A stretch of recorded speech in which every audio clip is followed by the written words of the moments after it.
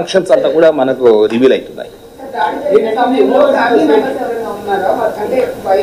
లేదు, family members, mother recent గా చనిపోయింది. ఇతను లేరు, ఒకరే ఉన్నారు. ఇతను ఒకడే ఉన్నారు, ఇంట్లో ఒకరే ఉన్నారు. చూసా అండి, ఆయన థ్రెట్ పర్సెప్షన్ రిపోర్ట్ అంతా తీసుకునేసేసి ఆయనకి ఏమి ఇష్యూస్ లేకుండా పోలీస్ బీట్ ద్వారా కానీ పెట్రోలింగ్ ద్వారా కానీ ఆయనకి తగిన సెక్యూర్ రక్షణ అనేది ఇవ్వడం జరుగుతుంది.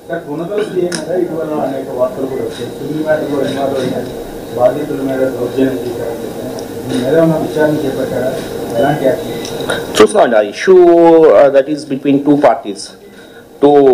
ఒక ల్యాండ్ డిస్ప్యూట్ ఉంది. సో కొద్దిగా ఆ సందర్భంలో ఆయన కొంత అసహనం వ్యక్తం చేసి కొంత ముందుకు పోయిన వాడు వాస్తవమే. బట్ అంత ఇష్యూ అంత సివియారిటీ నాకు కనిపించలేదు. Anyway we will enquiry into it. Thank you. Task force teams 2 ఏర్పాటు చేయడం జరిగింది. So they are on the job. Next few days తర్వాత ముఖ్యంగా ఏంటంటే ఈ ఫిక్షనల్ సెల్ ఫోన్ ఈయన ఒక వ్యక్తి టెఫ్ట్ చేసి 7 కాల్స్ చేశాడు. సో దానివల్ల మనకు బయటపడింది. ఆ వ్యక్తి కాల్ చేసిన మళ్ళీ ఈ సెల్ ఫోన్ అమ్మేశాడు, ఇంకో దగ్గర అమ్మేయడం జరిగింది. సో అది ఒక్క చిన్న తప్పు చేయడం వల్ల మనకు ఇది కేసు అనేది బయటపడింది. లేదమ్మా, ఇది ఒక సెల్ ఫోను 2500 రూపాయలు డబ్బులు తీసుకెళ్ళారు అంతే.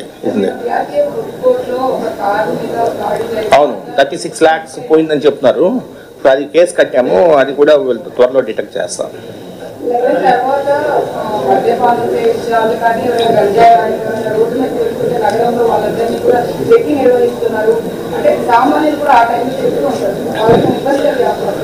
చాలా ఇంటెన్స్ పెట్రోలింగ్ చాలా ఇంటెన్సిఫై చేస్తాం. మీరు చూస్తుంటారు చాలా సందర్భాల్లో SHOs అంతా కూడా ఈవినింగ్ ఓపెన్ డ్రింకింగ్ ప్లేసెస్ మీద పటిష్టమైన నిఘా ఏర్పాటు చేస్తున్నారు.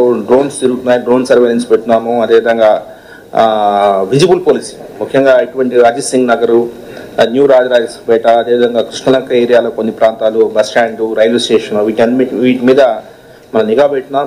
సో మేజర్ ఇష్యూస్ ఈ మధ్యన గత 5-6 months చూస్తే మీకు మేజర్ ఇష్యూస్, అప్పుడప్పుడు కొన్ని స్మాల్ ఇన్సిడెంట్స్ జరిగినా కూడా మేజర్ ఇష్యూస్ అయితే ఏం లేవు. So we are watchful.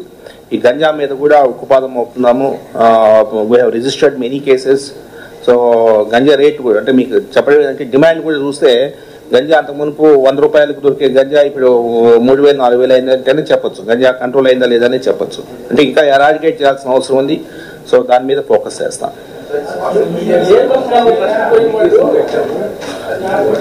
సోషల్ మీడియాకి సంబంధించి చాలా కేసెస్ రిజిస్టర్ చేయడం జరిగింది.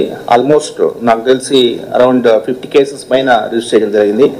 సోషల్ మీడియాలో జుగుప్సాకరంగా అసభ్యకరంగా పోస్టులు పెడితే ఎటువంటి పరిస్థితులు ఉపేక్షించేది లేదు, నేను క్లియర్గా చెప్తున్నాను. సో వాళ్ళని సోషల్ మీడియా కార్యకర్తలు ఇవన్నీ ఇటువంటి మాటలు అనేది తప్పు అసలు. ఎందుకంటే చాలా జుగుప్సాకర అసభ్యకరంగా అసలు మనుషులు పెట్టే రీతిలో లేవు. సో సోషల్ మీడియా ప్లాట్ఫామ్ని ఈ విధంగా ఉపయోగించుకోవడం అనేది మన దురదృష్టం, మన కర్మ. సో కొంత మనము ఇప్పటివరకు 76 కేసు కట్టడం జరిగింది. 76 కేసు కట్టడం జరిగింది. సో ఇటువంటి వ్యక్తులతో ఫాలో కావడం కూడా తప్పే. సో ఈ ట్విట్టర్ ఫాలోయర్స్ కూడా నేను చెప్తున్నాను,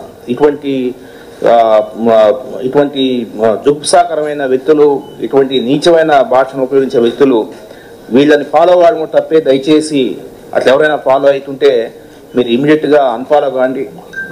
ఎందుకంటే కొన్ని సందర్భాల్లో మేము వాళ్ళని విట్నెస్గా తీసుకోవాల్సిన అవసరం ఏర్పడుతుంది. కొందరికి నోటీసులు కూడా సర్వ్ చేస్తున్నాం. ఎందుకంటే వీడు యాక్టివిటీని చెప్పాలంటే ఇటువంటి వ్యక్తులు చెప్పగలరు. అయినా కూడా ఆ నోటీసులు వచ్చి అంత దూరం ప్రయాణించి పోలీస్ దగ్గర రావడానికి కొందరు ఇబ్బంది పడుతున్నారు. సో ఇటువంటివన్నీ లేకుండా వాడిని అన్ఫాలో చేస్తే మంచిది. ఇటువంటి వ్యక్తుల్ని మనం సమాజంలో మనం భరించలేము. మనం వీళ్ళ మీద కఠినంగా యాక్షన్ తీసుకోవడం జరుగుతుంది. ఇంకా నిఘా పెట్టినాం. సోషల్ మీడియా టీమ్ కూడా పటిష్టం చేస్తున్నాము. సోషల్ మీడియా ఇన్స్పెక్టర్ కూడా ఒక ఇన్స్పెక్టర్ ఉన్నాడు.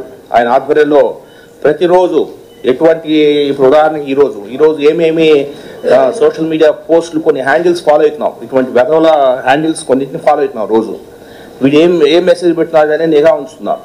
ఆ మెసేజ్లో కాస్త జుగుప్సాకరంగా ఉన్నా కూడా కేసు కట్టేస్తున్నాం. ఎందుకంటే ఇది మనం భరించలేం, మన సమాజం భరించలేదు.